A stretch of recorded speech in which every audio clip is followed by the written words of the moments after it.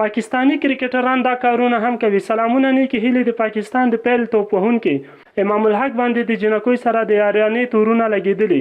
د ویډیو شروع کېدو څخه مخکې کوم زموږ د یوټیوب چینل نوي سبسکرایب کړی همدا اوس در سره پښتو ټاپ ټي وي سبسکرایب ورسره خوا کې د ګونګړي نشان وهئ.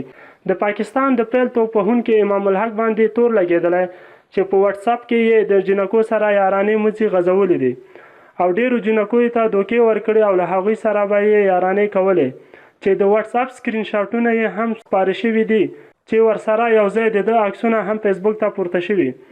ویډیو در سره حتما لایک او له نور دوستانو سره مو شیر کړئ.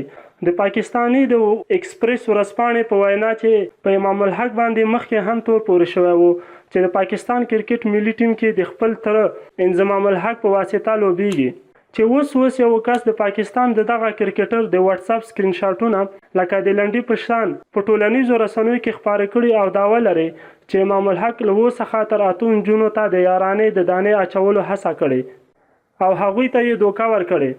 دغه کس وایي ټول ثبوتونه لکه د واتس اپ سکرین شاټونه ویډیوګانې عکسونه لري.